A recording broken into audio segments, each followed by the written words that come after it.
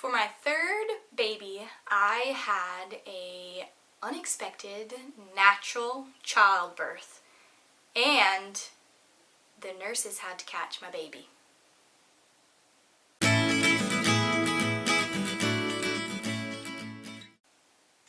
Hello and welcome back if you're coming back to my channel, and welcome. I'm Melesa if you're new. I make videos weekly on my life, motherhood, and money, so if you're interested in that content, I appreciate you subscribing, hitting the thumbs up button, commenting, anything. It helps my channel so much and I so appreciate it. So, this birth story today is about my third child, and it was a natural childbirth. That was not the plan originally, and so I always love these kinds of videos. I love watching them, and so I thought it would be fun to make the birth stories of all three of my children. And I'm going to start with my last child. She is almost 18 months, so it's not like she is a fresh brand new baby, but before I knew I was going to do YouTube, I wrote down the whole process because I wanted it as a memory for myself and for my children, and so I do have the details here that I will be sharing with you. So for our third baby, we have a boy first, a girl second, and for our third baby, we decided to be surprised by the gender. So we did not know the gender until she was born. It's a girl. So that was fun. The name process throughout it, names have always been hard for us. So we had to try to think of a boy name and a girl name. We thought of a girl name, and it was just like so inspiring the way that we picked her name. Basically, I had been thinking of several first names and middle names. We like to keep a family name as the middle name, and then first names, we just kind of think of something unique and something that we love. And we just could not find something for a boy or a girl. We had a little trip, just me and my husband, planned while I was pregnant so that we could have some time away by ourselves. And so I was going over these names with him, and I said, "What do you think of the name Zoe Jane?" And he said, "That's a song." And I was like, "No, it's not." I had heard the song before, but I had not or paid attention to the lyrics and the names. I don't know, you just listen to the song.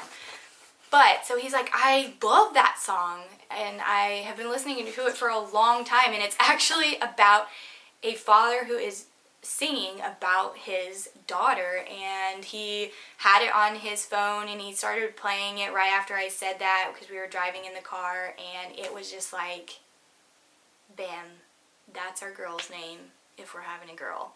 And maybe that was our inspiration.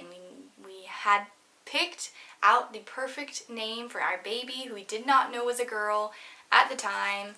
And a boy name, we went into the hospital and we did not know a name. I was pretty stressed about that, and I was like, if this is a boy, we have to pick a name like right now. Luckily it wasn't, and we were set on the girl's name. So I'm going to get into the actual birthing story. So let's just go through. So Friday, okay, so I did some weeks leading up to the birth as well. So at my 38 weeks gestation appointment, they checked my cervix, and I wasn't dilated at all, not thinned out, and the baby was still really high up. 38 weeks, that was a little disappointing. You can choose to get checked or not.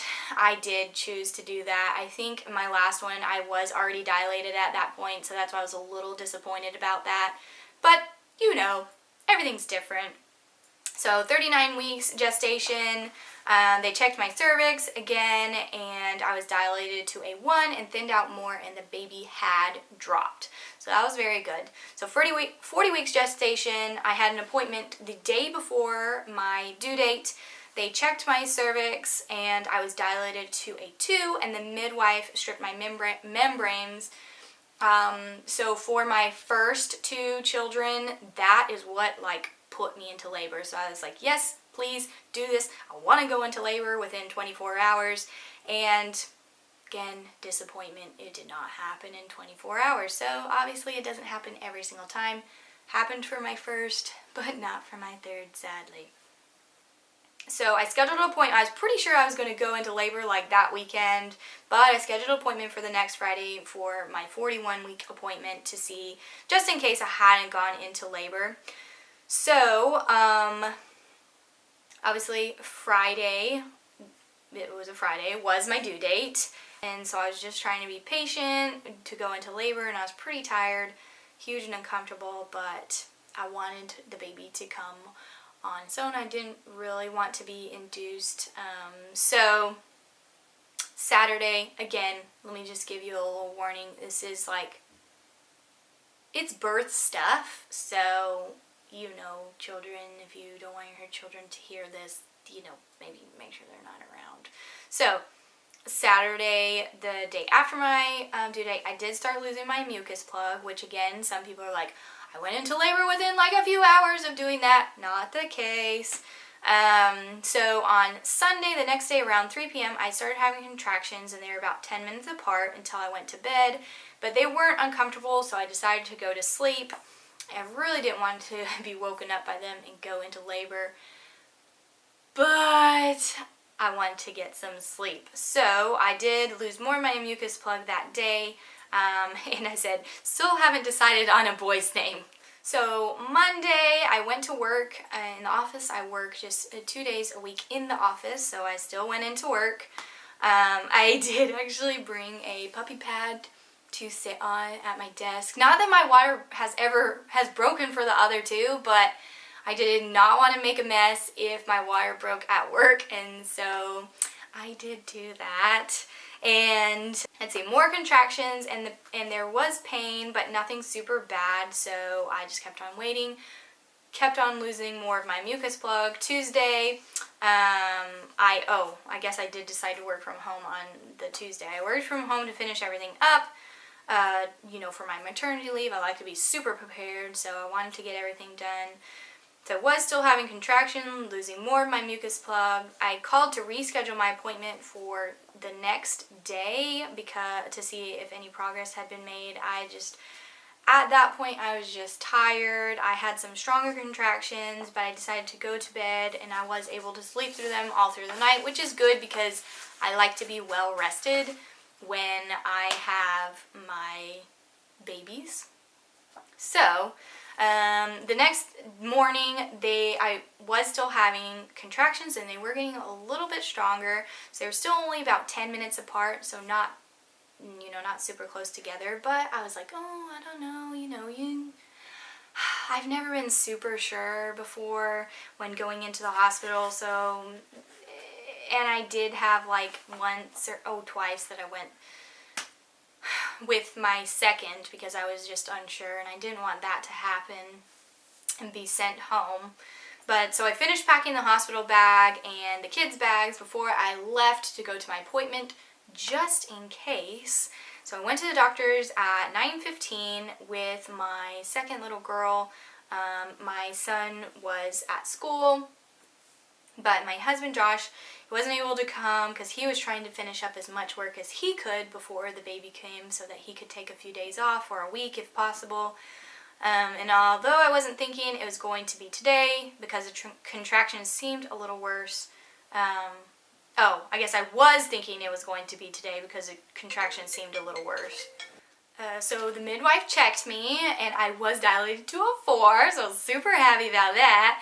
70% thinned out, and my water bag was squishy, is what she said, which I guess means it's like close to breaking. I'm not exactly sure about that.